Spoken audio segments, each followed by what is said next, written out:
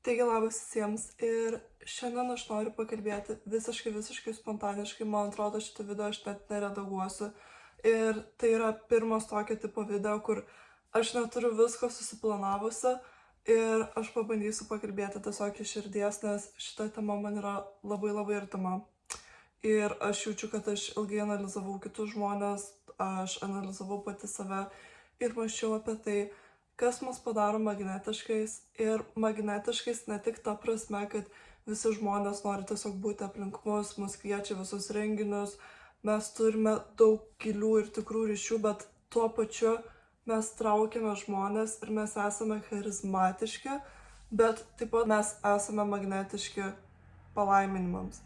Ir mes esame traukiantis ne tik žmonės, bet taip pat visatą arba Dievą. Kuom jūs betikėtumėte, jeigu jūs esate magnetiški savo galvoje, savo sieloje ir širdyje, jūs trauksite ne tik žmonės, bet ir visas savo svajones ir norus.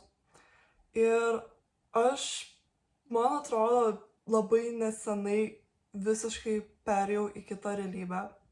Dėl to, kad aš labai daug domėjausi, ta prasme, aš pažiūrėjau labai daug Joe Dispenza video, jeigu dar nežinote, būtinai jį pračekinkit. Ir jisai kalba apie tai, kaip veikia mūsų psichologija, kaip veikia mūsų mintis ir kaip jos kuria mūsų realybę. Tai dabar viskas yra maždaug sudėliota pagal mūsų mintis. Dėl to, kad įsivaizduokite taip, mūsų mintis kuria mūsų emocijas. Ta prasme, man atrodo, tai yra tiesiog natūralus procesas. Kaip tą galima paaiškinti? Pavyzdžiui, jeigu mes pradedame galvoti apie nepasitikėjimą, apie neapykantą, mes atsikeliam ir iš karto pirmos mūsų mintis, kaip aš nekenčiu savo kambariokų, kodėl aš gimiau, pavyzdžiui, šitoj šeimoje ir kodėl aš neturiu geresnių draugų, mes turime tas nedėkingumo mintis ir taip pat negatyvias mintis. Kas atsitinka, mes jaučiamės prastai. Dabar mūsų emocijos kuria mūsų veiksmus. Mes jaučiamės prastai. Ką mes darysim? Greičiausiai mes nebandysime keisti savo realybės, mes nebandysime keisti savo gyvenimo, mes tiesiog atsikelsime ir gyvensime lygiai taip pat, kaip mus verčia gyventi mūsų emocijos. Tai mes tiesiog atsikelsime ir bandysime pratempti tą dieną, kad jinai kuo greičiau pasibaigtų, mes eisime į savo darbą, į savo mokslus, visą dieną mes turėsime tas negatyvias mintis savo galvoj, tai žmonės beje puola ir į depresiją. Ir mes nenorėsime nieko keisti. Dabar mūsų veiksmai kuria mūsų realybę. Arba mūsų veiksmai kuria mūsų gyvenimą. Vėlgi, pats paprasčiausias procesas, kuris atrodo jau mums visiems savaime suprantamas, tai, ką mes darome, sukurs tai, ką mes gausime ateityje. Tai, ką mes padarėme šiandien, padarys įtaką rytojui, padarys įtaką tam, ką mes tapsime po metų. Jeigu mes nepradėjome keisti savo gyvenimo, sportuoti, mokytis, siekti savo tikslų, kurti karjeros verslo, mes liksime toj pačioj realybėj, kurią jau sukūrė mūsų emocijos. Ir, pavyzdžiui, kodėl žmonėms yra labai sunku išsigydyti iš depresijos? Dėl to, kad žmonės lieka gyventi savo mintise. Ir yra įrodyta, kad depresiją galima išsigydyti vien tik sukuriant laimės hormonų, kurios galima sukurti fiziškai. Viskas iš tikrųjų vis tiek eina ratu ir kaip mes kuriame laimės hormonus. Dopaminą išskiria sportas, serotoniną išskiria saulės šviesa, šaltas dušas, oksitociną išskiria padėjimas kitiems žmonėms, apkabinimai, šypsena. Visą tą mes galime šiaip ne taip pasiekti, tiesiog fiziškai įdėję kažkokių pastangų, mums tai reikia kažkiek motyvacijos ir ryžto. Ir kodėl labai daug žmonių tiesiog guli lovai, serga depresija, nieko nedaro, dėl to, kad jie nenori nieko daryti. Ta prasme, yra pilna knygų, pilna pagalbos specialistų medžiagų, kurie gali tau padėti išsigydyti iš tam tikros psichologinės ligos. Ir aš jokiais būdais nesakau, kad depresija nėra pakankamai svarbi liga. Tačiau daug žmonių susikuria depresiją patys savo, nežinodami, kaip jie gali paprastai fiziškai pakeitę savo gyvenimą, pakeisti savo realybę ir pakeisti savo smegenų veiklą. Aišku, taip pat depresija kyla iš traumos ir kodėl mes patiriame traumą taip skaudžiai, dėl to, kad mes bijome į ją pažvelgti. Ir kiek aš jau girdėjau žmonių situacijų, kai jie patyrė didelį traumuojantį įvykį, pavyzdžiui, yra vienas vaikinas, kurio mama mirė dėl vėžio ir nuo tos dienos jisai nusprendė užsidaryti, nekalbėti su jokiais draugais, išvis neliesti tos traumos ir apsimesti, kad nieko neįvyko ir jisai puolė vis labiau į depresiją, jisai užsidarė ir jisai nustojo jausti visas emocijas. Galbūt jisai atsisakė visų intensyvumų pajausti savo traumą, tačiau taip pat jisai atsisakė jausti visas teigiamas gyvenimo emocijas. Ir taip pat su mažesniais dalykais. Ta prasme, kokia mažytė trauma ar mažas skausmas jūs be paliestų, jūs bėgate nuo to, nes jums yra nepatogu. Tu nenori pažiūrėti save, tu nenori pažiūrėti savo vidų ir savo tamsąją pusę, dėl to tu viską grūdi savo giliau ir giliau į pasąmonę. Kas atsitinka, kai tu sugrūdi tą į pasąmonę? Būtent tada tu sapnuoji apie tai. Jeigu jūs turite sapnų, kur jūs persikėjate baimę arba traumą, tai yra vien tik dėl to, kad jūs bijote išsikelti ją į sąmoningą lygį. Ir kas atsitinka, kai traumą tu išsikeli į sąmoningą lygį? Aš kalbu apie tas traumas, kurios yra dar psichologiškai pakeliamos, nes kai kuriam traumom reikia hipnozės specialisto pagalbos. Tačiau jeigu ta trauma yra kažkas, su kuo jūs galite patys susitvarkyti, tuo metu, kai jūs išsikeliat ją į sąmoningą lygį ir nusprendžiate ją pajausti, tai ir gali būti skaudžiausia diena jūsų gyvenime. Ta prasme, jūs galite gulėti lovoje ir verkti visą dieną, tačiau, kas atsitiks, jūs pasieksite dugną ir tik tuomet, kai mes pasiekime dugną, mes galime nuo jo atsispirti. Jeigu jūs grūdate traumą ir visą laiką esate kažkur šalia dugno, jūs niekada taip ir neišgysite. Ką jums reikia padaryti? Jūs turite išsiverkti, jūs turite išsikalbėti, išsirašyti, jūs galite gulėti lovą ir verkti, kad ir 3 dienas, bet galiausiai po truputį jūs pradėsite keisti savo realybę. Jūs pradėsite keisti savo mintis, jūs nuspręsite keisti savo veiksmus, ir taip keistas jūsų gyvenimas. Ir taip žmonės tampa magnetiški, kuomet jie išsivalo savo vidų ir jie atidaro savo mintis naujiems stebuklam. Dėl to, kad net jeigu tu esi pati mylimiausia visatos mergaitė ir tave nuolat lepina, tu gauni daug stebuklų ir palaiminimų savo gyvenime, jeigu tu turi tą vidinę traumą ir vidinį skausmą, tu negalėsi džiaugtis tais stebuklais. Tai čia galima sakyti, aš pradėjau nuo Adomo ir Ievos. Realiai visų pirma, ką tu turi padaryti, tai tu turi išsivalyti savo mintis. Tu turi išsivalyti savo pasąmonę ir tu turi sukurti švarę vietą savo sieloje. Tu turi turėti švarę ir tyrą sielą tam, kad į tavo gyvenimą ateitų tiesiog tokie stebuklai, kokių tu net negali įsivaizduoti. Taigi dar kartelį, mintis kuria jausmus, jausmai kuria veiksmus, veiksmai kuria realybę. Mintis mes galime kontroliuoti ir tą aš kartojau daug kartų, tačiau tai, ko jūs nesuvokėte, tai kad mes mąstome 24/7. Ta prasme, mūsų mintis, jos nesustoja teikti mums kažkokios nenaudingos informacijos. Jūs galite pastebėti, kad savo mintyse jūs girdite netgi 2 balsus vienu metu skirtingų žmonių.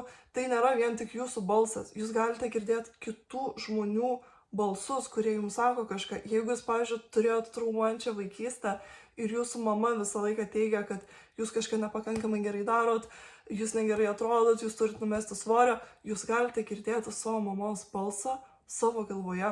Ir jisai gali būti labai tylus. Bet, pavyzdžiui, kai aš pradėjau eiti psichoterapiją ir tuo pačiu aš turėjau labai toksiškų žmonių savo artimų rate, aš girdėjau tą vidinį balsą, kuris sako, tai yra tai, ko tu nusipelnei, dėl to, kad pažiūrėk pati į save. Ir tada tuo pačiu aš girdėjau kitą balsą, kuris sako, ta prasme, išeik, tu gali išgyti, kodėl tau reikia tokių santykių, tu nusipelnei žymiai daugiau. Ir mano psichoterapeutė pastebėjo ir pasakė, ta prasme, ar tu matai, kad tavo galvoje realiai yra 2 balsai, kuris iš jų yra tavo. Ir tada aš supratau, jūsų mintis neužsičiaupia. Ir jūs galite įsivaizduoti, kad jūsų galvoje gyvena kažkoks vidinis kambariokas, kuris nuolat čiauškia. Bet ką jūs darote, tai jūs visą laiką klausotės to kambarioko. Įsivaizduokit, jeigu jūs gyventumėte su kažkokiu žmogum, kuris neužsičiauptų. Jūs taip pavargtumėte ir jūs taip pat pavargstate patys nuo savęs. Dėl to, kad visų pirma, kokią klaidą daro daugelis žmonių, tai mes pradedam analizuoti tas mintis, tikėti visom mintim, bandyti jas užslapinti, ypač didelė klaida. Ta prasme, kas yra mintis, tai yra tiesiog debesis.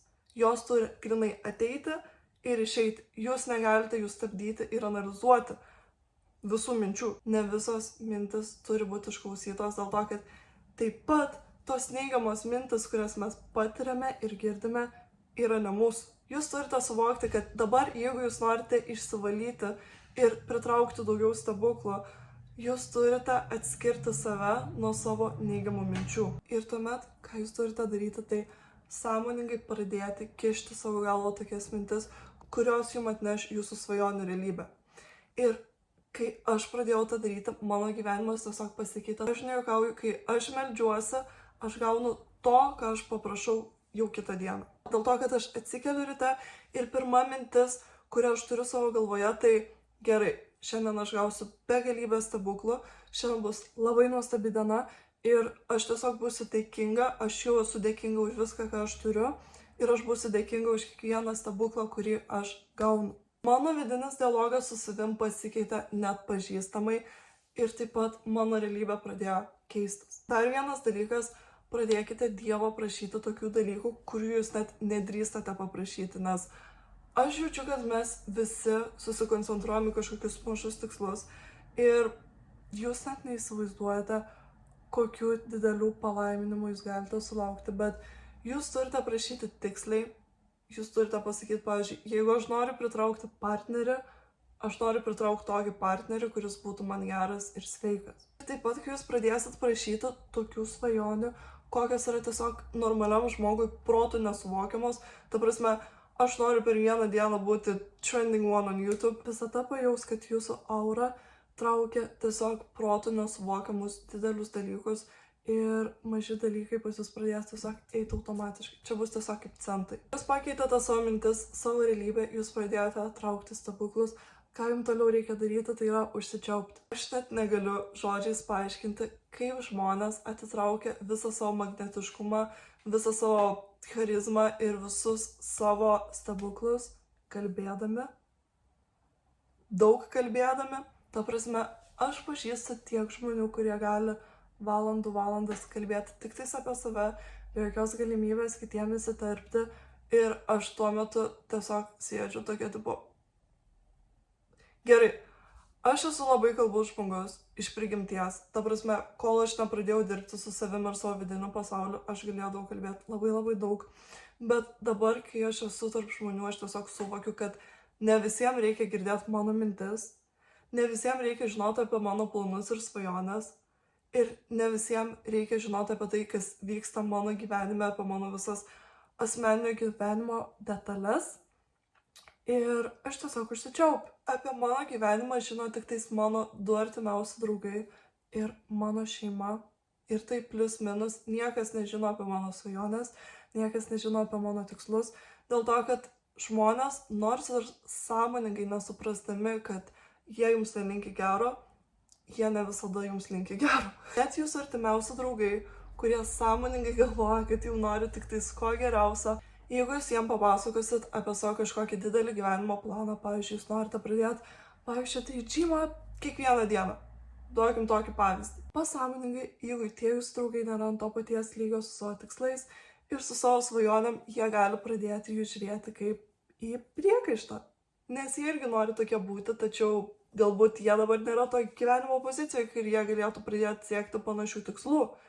Ir net jeigu jie patys savo bandys sakyti, kaip aš dėl jie džiaugiuosi, pasąmoningai jų tamsioji pusė jums pradės siųsti neigiamą energiją.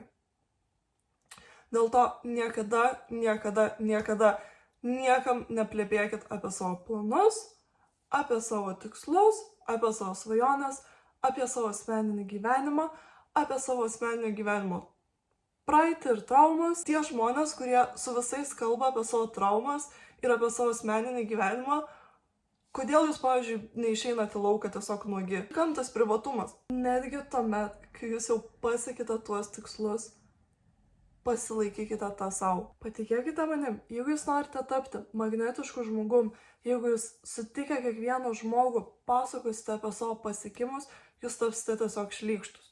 Žmonės patys pamatys, ką jūs pasiekite savo gyvenime, jūs neturite apie tai kalbėti. Jeigu jie to nepamatys, reiškia, tai neturi būti pastebėta, nes jūs pastebėjote, jūs žinote, ką jūs pasiekite, pasidžiaukite su savim ir pasilaikykite tą savo. Net jūsų artimiausi draugai ne visą laiką turi žinoti, kas vyksta su jūsų pasiekimais, kas vyksta su jūsų tikslais. Dėl to, kad ne visi žmonės pasiekia tiek pat, ne visi žmonės visą laiką yra tokios geros auros, ne visi žmonės visą laiką yra palaiminti, ne visi žmonės turi gražias ir geras mintis, ne visi žmonės turi motyvacijos ir jėgų keisti savo realybę. Ir jeigu jūs esate tas žmogus, kuris pasirinko eiti šiuo keliu, jūs pasirinkote šiuo keliu eiti vienas. Aš nekalbu apie tos atvejus, kai jūsų draugai turi tokių pačių tikslų, jūs einate tuo keliu kartu, pavyzdžiui, jeigu jūs nusprendėte eiti į džimą kiekvieną dieną, jie taip pat vaikšto į džimą kiekvieną dieną, tuomet jūs galite dalintis progresu, jūs galite dalintis patarimais, tačiau jeigu jūs turite atskirų tikslų, tie tikslai yra jūs. Apie juos gali žinoti jūs ir Dievas. Ir taip pat, kuom yra svarbu mokėjimas patylėti ir tiesiog įsiklausyti kitus žmonės dėl to, kad niekam nepatinka daug kalbantys žmonės. Tačiau dėja šiais laikais niekas to nesupranta ir mes nežinom, kodėl tas žmogus mums nepatinka, kol mes nesuprantam, kad jisai tiesiog švaisto mūsų laiką ir energiją. Bet aš nežinau, žmonės nesupranta, kad niekam nepatinka klausytis kiekvienos tavo gyvenimo detalės. Žmonės turi savo minčių, savo gyvenimų, bet taip pat jiem yra svarbiausia pasidalinti savo įžvalgom. Kai susitinka du pašnekovai, kad ir kas jie bebūtų, kas yra įdomiausia pokalbiai ir ko jie visą laiką laukia, kol jie galės pasidalinti savo nuomonę. Net tuomet, kai mes klausome, ką kitas žmogus pasakoja, mes laukiame, kada mes galėsime pakomentuoti, pasidalinti savo patirtim, arba mes analizuojame, kaip tai yra aktualu mums. Dabar pagalvokit, ateina kažkoks žmogus ir jums pasako, pavyzdžiui, eik tu savo praeitą naktį, aš tokį crazy sapną sapnavau. Jūsų pirma mintis, ką aš sapnavau. Aš nesakau, kad pokalbis su kitu žmogumi yra visiškai savanaudiškas ir bereikšmis, bet jūs turite išmokti klausytis kito žmogaus, jūs turite išmokti analizuoti kitą žmogų dėl to, kad tuomet, kai jūs klausotės, kitas žmogus atskleidžia viską apie save.